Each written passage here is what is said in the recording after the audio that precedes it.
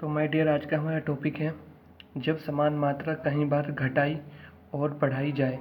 तो यह एलिगेशन का एक टॉपिक है और इसके लिए एक सूत्र है, बड़ा ही इजी सूत्र है। और इससे आपको इस सूत्र के माध्यम से पता लग जाता है कि पात्र में मतलब कि कोई भी चीज़ जो पहले से इसमें पहले उपस्थित थी और हम उसमें से कोई नई चीज़ मिला रहे हैं, वो कई बार निकालने पर और कई बार डालने पर तो पहले वाली जो मात्रा है वो कितनी रह गई, इस सूत्र के माध्यम से हमें ये पता लगता है।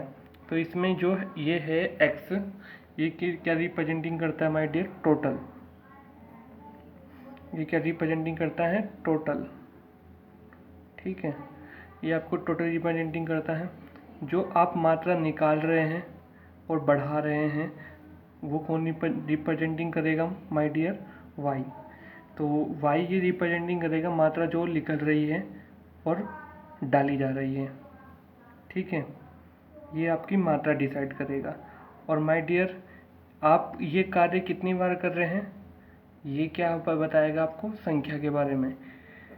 एंड क्या रिप्रेजेंटिंग करेगा? संख्या को रिप्रेजेंटिंग करेगा। तो इसलिए माय डियर ज़्यादा बड़ा सूत्र नहीं है और आप काफ़ी सरलता से इसे सॉल्व कर सकते हैं इन प्रकार के प्रश्नों को। चलिए कैसे, तो पढ़ते हैं क्वेश्चन हम। किसी बर्तन में 50 लीटर द्रव रखा गया है, उसमें से 50 लीटर द्रव रखा गया है, उसमें से 5 लीटर द्रव निकालकर इतना ही एक दूसरा द्रव डाल दिया जाता है। पुनः इस मिश्रण में 5 लीटर निकालकर इतना ही दूसरा द्रव डाल दिया जाता है और यह क्रिया कितनी बार करी गई है? 3 बार की गई है। तो अंत में बर्तन में पहले द्रव की कितनी मात्रा रह जाएगी? तो माय डियर, तो टोटल मात्रा शुरू में कितनी थी हमारी? 50। जो मात्रा निकाली जा रही है और डाली जा रही है वो कितनी है? 5। इसलिए 50 में से हम कितना घटा देंगे? 5। और इसको किससे डिवाइड करेंगे? 50 से। और किससे? इसकी पूरे की टोटल की पावर कितनी हो जाएगी? 3, क्योंकि प्रक्रिया कितनी बार करी गई? 3 बार। तो इस तरीके से सोल्व करने पर यहाँ 50, यहाँ 9, यहाँ कितना बचेगा? 45। 5 से डिवाइड कर लेंगे, यहाँ 5 धाम 50 और यहाँ 5 नाम 45। ठीक है, तो ये इसलिए 9 9 9 9 10 10 और इसे काटने के बाद कितना आपकी वैल्यू आ जाएगी? 36.45। तो उसी प्रकार से ये सवाल है माय डियर। इसमें टोटल वैल्यू कितनी है? 35। और उसके बाद आप जो मात्रा निकाल रहे हो माय डियर, टोटल में से कितनी निकाल रहे हो और वही डाल रहे हो, वो आप कितनी डाल रहे हो? 3। ठीक है, और ये प्रक्रिया कितनी बार की गई माय डियर? 4 बार। तो माय डियर इसका आंसर कितना हो जाएगा? इसे सोल्व करने के बाद इसका आंसर कितना आ जाएगा? 24.40 लीटर।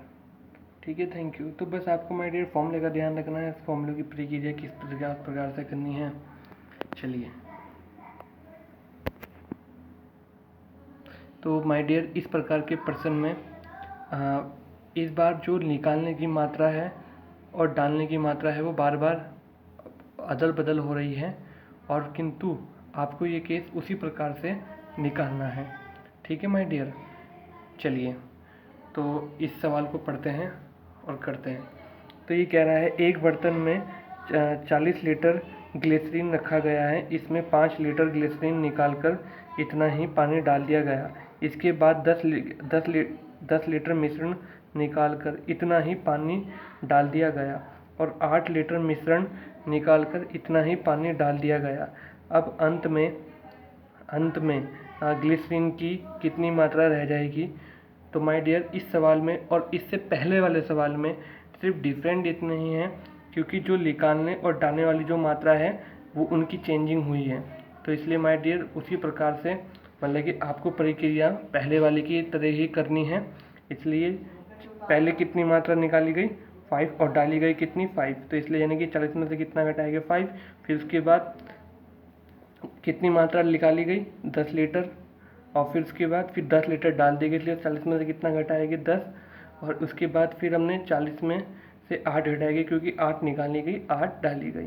तो उसी प्रकार से सेम प्रोसेस पहले वाले की तरह ही है। टोटल मात्रा का मल्टीपल शुरू में है, फिर उसके बाद बटे में 3 हो गए। अगर सेम मात्रा होती तो सेम चीज़ें यहाँ पे घटती। तो इसकी सोल्व करने के बाद इसका उत्तर कितना आ चुका है? 200 हाँ 21 लीटर, सॉरी कितना आ चुका है 21 लीटर। Thank you.